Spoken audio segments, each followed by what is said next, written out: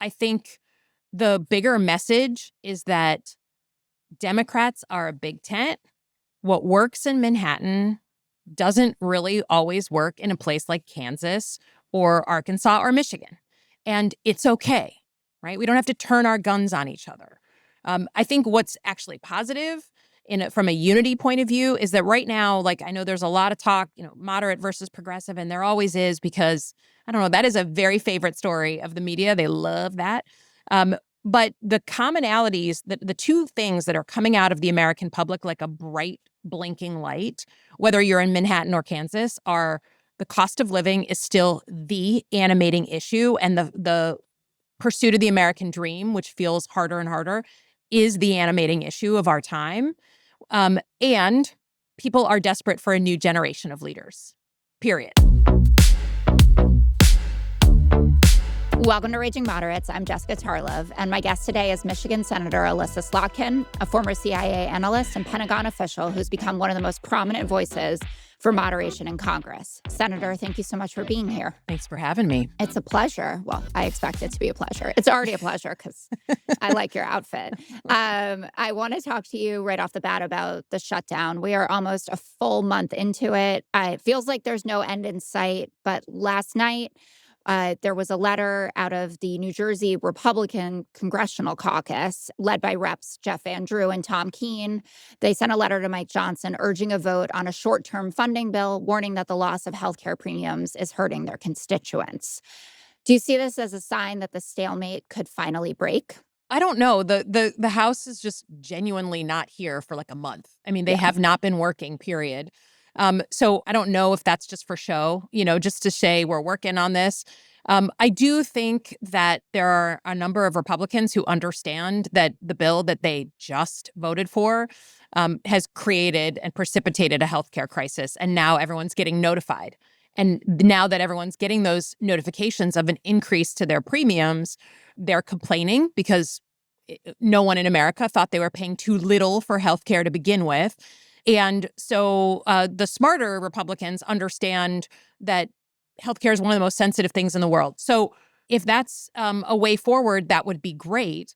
I actually think we could get in a room and solve this in about 72 hours, or less. I think it's just a matter of negotiating. But up here, the House and the Senate leadership, they don't have agency to negotiate. Donald Trump has to approve. So it's, I think Democrats need to have that conversation at least directly or indirectly with Donald Trump, and we could solve this pretty quickly. Do you think there will be another Oval Office meeting with Schumer and Jeffries and Trump?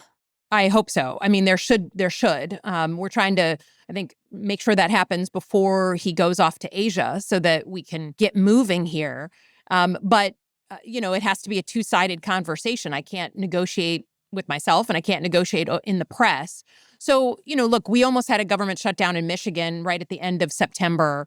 Both sides were pointing fingers at each other in the media, and then they finally got in the room, and 96 hours later, they have a pretty decent budget that most people feel is positive. So that's how this is going to end. But the idea that somehow Democrats should just trust that the Republicans, just reopen the government and we'll get to your stuff later.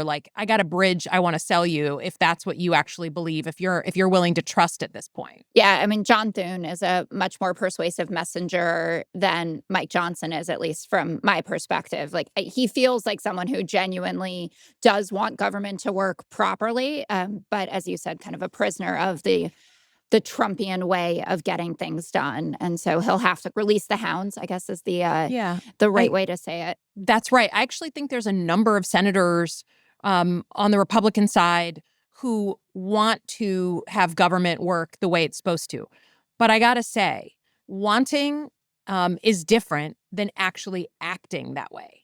And for all I think good intentions is important, it's not better than standing up for your branch of government and for what our founding fathers agreed to. And I have to say, as well-intentioned as some of them may be, if you're not standing up and providing oversight and a pushback the way our founding fathers designed the system to be, and you're just rolling over for whatever Donald Trump wants, it doesn't matter what your intentions are. Your actions are how you're going to be judged. Yes. And, there's 3+ years left of the Trump administration. And then who knows what happens? I presume JD Vance will be the candidate. Do you feel like this kind of way of doing politics is going to carry on, or that this is something specific to a Trump era? Because I need some optimism about Yeah. what could be. Well, I certainly think that Donald Trump is like really a combination of things that is hard to just copy and paste. And I've even heard from Republican colleagues, in privacy behind closed doors, who will say, like, yeah, JD Vance is going to run, but there will be others, maybe Marco Rubio, the couple of others out there, and that no one kind of owns the MAGA world full and complete the way that Trump does. He's someone that, most of us grew up watching on like Lifestyles of the Rich and Famous, right? He has a certain persona. He had his own TV show. It's interesting to watch cracks in the MAGA world already, right? I mean, Marjorie Taylor Greene, good Lord, I have my strong problems with that lady, but she is showing and exposing these seams. So to me, I don't think we'll ever have that total combo that allows Trump to just dominate. But I do think politics is changing rapidly. And it's become so performative that if you are someone who can't kind of roll, can't communicate, can't sort of make yourself heard in different channels of communication, like that era of just kind of going on the nightly news or on Meet the Press and having that be enough is over officially. And some will weather that and some will not. So I think politics is changing, but I do not think that JD Vance is just going to step into his power. I've seen enough like nasty MAGA fights. And man, Democrats always joke like Democrats stab each other in the back, but Republicans shoot each other in the face. I mean, they really fight when they fight. So I've seen a lot of that up close. And so I don't think we're settled on the heir apparent. I'd kind of like to see that a little bit more. It felt to me like that big speech in front of all the generals from Pete Hegseth was a little bit of him putting his foot in, saying, oh, maybe I could get in the mix. Obviously, Marco Rubio would be someone to consider as well for 2028. I want to go back. You said Marjorie Taylor Greene, and it has been very weird for me to use her as evidence of how poorly Donald Trump is doing. But it feels like what's going on right now with our farmers and our ranchers is also a big kind of fissure or crack in the MAGA world. And they're all still saying, we love you, Donald Trump, but please help us. So you have the soybean crisis that, China's not buying any of our soybeans. They're getting them from Argentina, who we just bailed out 40 billion so far. And now that we're going to be importing Argentinian beef, and Brooke Rollins has been dragged in a number of interviews about this. I'm not sure how Trump is going to be able to get away with it. Influencers like Tommy Lahren also outraged. What do you think about that issue and whether something's going to change? I should note as well that Senator Rounds and Deb Fischer have both spoken out too. Yeah, and I thank them for that letter and speaking out and comments that they've been making. We need more of that. Yeah, I mean, look, I live on my family farm. When I was growing up and little girl, it was beef cattle, and now we lease our land to a soybean farmer who sometimes grows corn. It's not good. And the farmers, who you're right, are, I don't think it's a secret. Farmers tend to lean Republican, at least in Michigan. And they're in a situation where the corn growers are already coming to me and saying, I'm sorry, but we're going to need a bailout.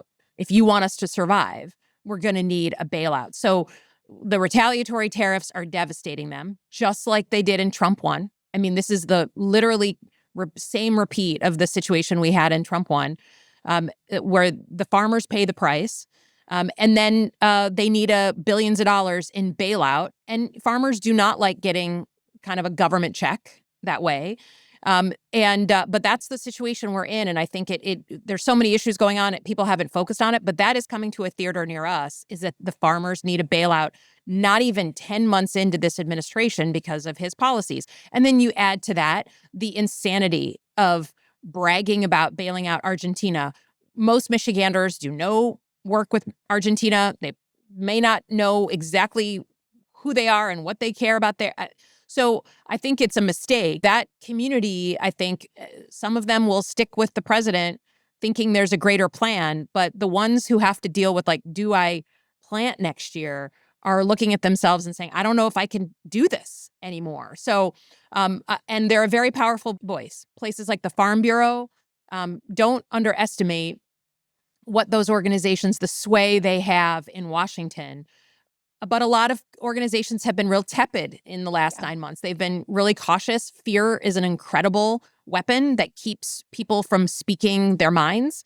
But I think they're starting to feel their oats because their community is just being wiped out. Yeah. Do you think that the connective tissue or the connecting the dots has permeated into those communities? Because I'm wary of getting up there on TV and, making a case about why we're bailing out Argentina to say, well, Scott Besson is really good friends with this guy, Rob Citrone, and like PIMCO is very invested in Argentina and Fidelity and BlackRock and these things that don't make a tremendous amount of difference to a person who's just trying to get to the next day or thinking about if they can plant next year.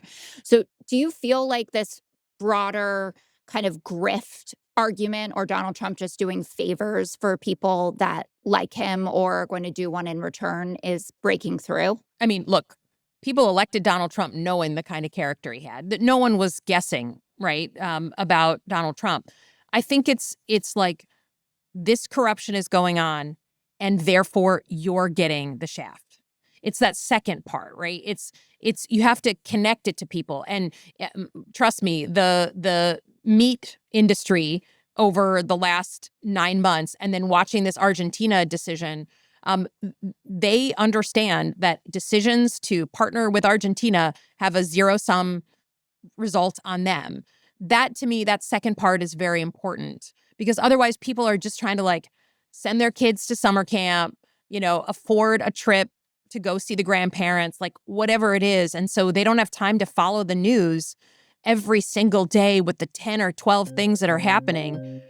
They have to understand it as connected to their pocketbooks and their kids, and then they are deeply motivated. That's good to know. And I'll lay off the Rob Citrone talk probably on the 5-liter.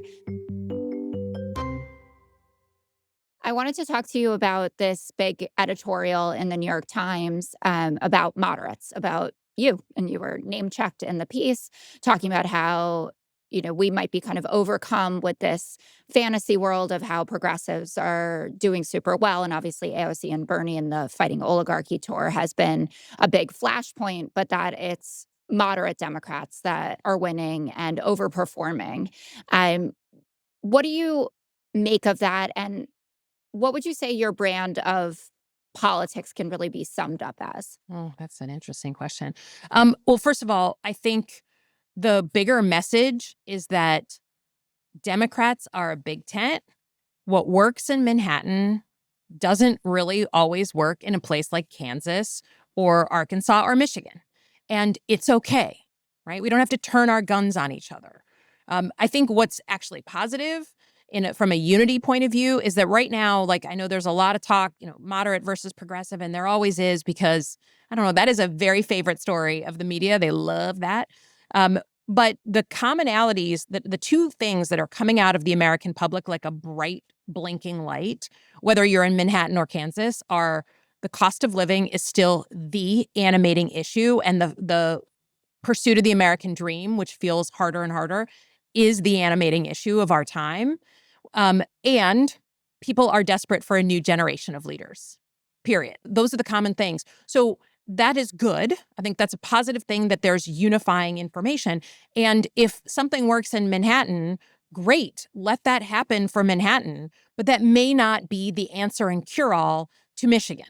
And I think the issue is, like, to me, when you have a president of the United States who is literally threatening our democracy, this is not the time to be focusing only on our differences. This is a time to be uniting and coming up with combined strategies that play to each other's strengths and go forward and defend our democracy. In terms of what my brand is, I guess I don't know. It's just like, can we please play some offense? Offense. I come from a national security background. There is no winning a war. There is no winning a game in sports without an offense. And I'm really sick of playing weak defense where people turn their guns on each other. So I don't know what that brand is, but that's what wakes me up in the morning, or frankly, in the middle of the night. Just shoot. Can we please get our shit together and play some offense? And that, to me, is more important than the differences I have with more progressive members of my own party. Yeah. I love that. And I am in Manhattan, and I actually didn't think that we would be going this liberal. So that, and I want to get to that. But you mentioned the new generation of leaders, and there is a primary going on in Maine right now with a gerontocracy question. Governor Janet Mills just got in about a week and a half ago. Graham Plattner, a veteran oyster farmer, had been in the race for a while, raised a tremendous amount of money, $4 million. It has recently come out. He had some very offensive Reddit posts, and he also has a tattoo, a kind of Nazi. I actually didn't know this particular one. I always just think of swastikas, but the skull and bones thing that he says he never knew was associated with the SS. What do you think is going to happen? Do you think Graham Plattner is going to be forced to drop out? I honestly, I mean, I will be very honest. Yes, I've seen about as much as you just described in your description. I haven't gotten into it. We got a lot of open races in Michigan that I spend a lot more time on. And I don't really know where Mainers land on this. Like, I don't have a sense on the ground if what he's done is like a definitive thing for them or not. Certainly, I've seen him online, right, and it catch fire. And again, I think that fight, that like willingness to push, has across the country with candidates across the country, I think has been important. But I really don't. I just don't know. Yeah, I don't no, know either any of the candidates. I don't I, know. yeah, I was hoping you could tell me because I don't know either. My Yeah. expectation is eventually it'll happen, but it has been interesting to see that the top Senate recruits in states that we're hoping to flip in North Carolina, in Maine, in Ohio are all older people, right? Sherrod Brown, Roy Cooper, Janet Mills. That's who Chuck Schumer and the DSCC has been focused on. Do you think that that's the right strategy, or do you wish the party was more focused on younger So candidates? here's the thing. Can we please just focus on winning? Okay. That could be an older person. Like, I'm sorry, Oh, Roy great. Cooper in North Carolina, a former governor. Like, and again, I don't know North Carolina great, but that is a true like state that's been red, and like maybe we can push it towards purple, and even blue. But to me, what I care about is that Democrats get serious and ruthless about winning these seats, not just like what makes us feel good. And we've all had those candidates that catch fire across the country, right? That go viral, and then they lose by 20 points. And so, like, I'm thrilled that good people get in these races, but I think we just need to look, the other side is ruthless. So can we also please be ruthless? So I don't think it's like, let's go around the country and recruit our oldest candidates. I don't know. I hope, and I would say the same hope to Chuck Schumer, who's doing a lot of this recruiting. I hope we're ruthlessly focused on winning. And that if you're going to nominate people who are on the older side, you better have a path to victory that you can explain. And same thing for a young person who catches fire on the internet. But we've seen this story over and over, right? Like a Beto or something. Like, they catch fire nationally and everyone knows their name, all over Democratic circles in New York and California, but then they don't win. And Texas is hard. So but you get my point. And I think that means saying to the wing of our party who's like, if you're not under 35, you're not a candidate I want to hear from. Sometimes like my state is an older state, right? We're one of the oldest states in the country. Like, that matters when you're trying to win in a swing state. So I think just be ruthless about winning, please. Yeah, I agree. And I have spent a lot of money on Beto O'Rourke and Amy McGrath, who's running again, and Sarah Gideon in Maine, who still has a lot of money in her war chest. So I understand the frustration. Part of what we're seeing with Democratic candidates in their pursuit of winning is a shift in the way that they talk about Israel. And this whole move, like Seth Moulton, who's challenging Ed Markey now, saying, I'm giving back my AIPAC money. You've seen a shift in how Mallory McMorrow, who's running for the other Michigan Senate seat, is talking about Israel and Netanyahu and what has happened in Gaza. What do you make of that shift? And how are you feeling about the future of Jewish Democrats? Because I'm here in New York City. I'm Jewish. People are very concerned that Israel has become a topic so perilous on our side that we can barely talk about it, and that for the first time in polling history, more people sympathize with the Palestinians than the Israelis. I mean, look, on AIPAC, they're an American advocacy organization that has the right to advocate for the things that they care about. There's Pakistani groups that do the same thing. There's, Pakistani American groups. So I think they have the right to do what they're going to do. And everyone has to decide whether they're going to take, their endorsement, their support. For me, long before Gaza started, I made the decision not to take their endorsement and their money anymore. That was in early 2022, mostly because of January 6th. And I thought I had an issue with some of the people that they were endorsing and their role in January 6th as someone who, barricaded herself in her office on that day. And so that to me, is even before everything started. But I think everyone has to make their own decisions. What I don't love are like litmus tests that Democrats put on everyone and everything. And in the spirit of like, we got to win, we got to represent a wide swath of people, because again, what may be super popular online might not be something that I'm even asked about in a place like rural Michigan. Let's try to have a big tent on a whole bunch of issues. I think there's litmus tests set up on, environmental issues, on a ton of things. So I think what you're seeing, though, is a response to how many people, even people who have long time been very pro-Israel, deep concerns with how Israel prosecuted the war in Gaza. And the use, for me, certainly, the use and withholding of food and humanitarian aid as an act in war is a line that, for me, was totally crossed. And so calling balls and strikes on what you see, I think, first of all, that's what I've tried to do is myself. But I think that's what you're seeing reflected in some of these decisions. Some of them are just going to be, I'm frankly, crassly political, right? Some people are going to make those decisions because there's like, oh, I want to win. Right. But certainly for someone like me who worked in national security circles and has, served 3 tours in Iraq alongside the military and seen warfare up close, that line of withholding food and aid crossed something for me. And I think you're seeing that reflected in a much wider way across the party. Absolutely. I want to keep your national security hat on and talk about what's going on right now in the Caribbean. So we have reportedly 32 dead, 7 individual strikes. You have the Colombian president saying that a fisherman was killed. You have 2 people from Trinidad. And, we've repatriated also folks instead of trying them, people who have survived these strikes. What do you think is going on?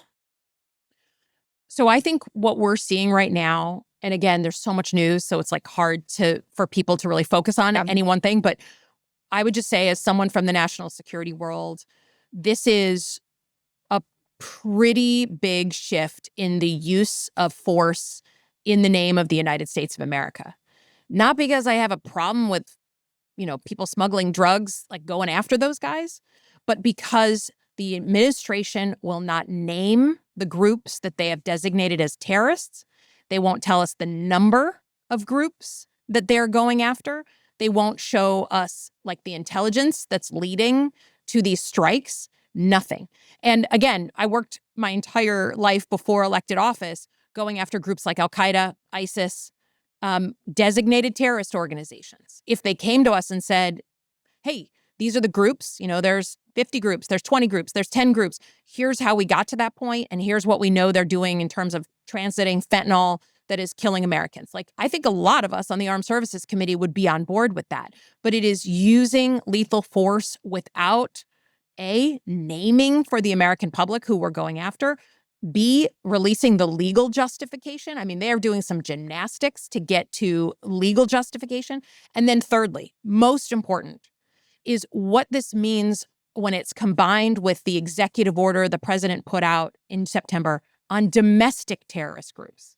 He tasked the Department of Justice to say, okay, I'm already going after these unnamed, terrorist organizations outside the United States. Please come up with a list of domestic terrorist organizations, and tell me the resources that you're going to use to go after them. That, if we extrapolate and say what's going on in the Caribbean, no visibility, secret war. What does that mean for what they'll do on the domestic side? What does that mean about using the intelligence community, to use law enforcement, to use the IRS? I mean, they listed in their executive order this extremely broad definition of what they mean by a potential terrorist group. There we cross into something very different that's like from the history books, of secret terrorist organizations inside the United States that we're turned the U.S. military and law enforcement against. So the Caribbean strikes are kind of a real sort of issue of governance and use of force on their own. But when you take what they're doing there and just move it into the continental United States, there we get to a fundamental issue of democracy that should send a shiver down the spine of every American. Do any of your Republican colleagues share your concern about this? Privately, I know, publicly, not so much. So we did have a classified hearing on the Caribbean strikes, which frankly, I'm not sure why it had to be classified, but that was the way that the Republicans felt comfortable getting the information. And I will say there are a number of my Republican colleagues who had issues with this same problem in the Caribbean strikes, the lack of transparency, not knowing the names. And some of that came out in a couple of public hearings, like a little bit. So privately, I mean, to be an oversight committee like the Armed Services Committee and just not be able to get the names of the terrorist groups we're going after is pretty insulting. So there's also a pride issue that's being insulted by the leaders of these folks, of these groups. But, not enough for them to do a press conference about it or send a letter, a strongly worded letter. I appreciate that they're concerned. But again, it's not just about how you feel. The world is about how you act. And they're not acting. Last question. What's one thing that makes you rage and one thing you think we should all calm down about? Gosh, I think most people right now have that like quick to anger feeling. Rage is a pretty high bar for me. It doesn't have to be. Yeah. It can just be angry. Just real angry. I think, again, watching my colleagues on the other side of the aisle roll over and just do whatever Trump says, after they've sworn an oath to the Constitution is pretty difficult to watch. And watching it in hearings, watching it on the floor, watching it, in this shutdown. I mean, do you know how neutered they all must feel that the budgets that they work on and they chair these committees, it's their budget, are just getting swept aside and Donald Trump's just spending money willy-nilly that has not been appropriated. I mean, it's insulting to them, but they don't do anything about it. So that fills me with frustration. Okay. In terms of what I think we all need to calm down about, man, I think I will say that Donald Trump is using a deliberate strategy to flood the zone with so much information and so many stories and so many news items that people get distracted, and he's succeeding. And so what sometimes I think we need to calm down about is like certain things are what I'd call strategic and irreversible problems for democracy, like troops in our streets and designating secret terrorist organizations inside the United States. But like, don't take the bait on him buying Greenland. Like, you know what I mean? Like, just, I feel like there's some people who kind of rage against all these things. Pick the things that are both strategic and irreversible to democracy and go deep on those things, as opposed to taking the bait every single day on every one of his crazy issues. Yeah, it is exhausting. And I try to do that as well. Great answers. And Senator Slotkin, it was so nice to have you. Thank you. Thanks for having me. Yeah.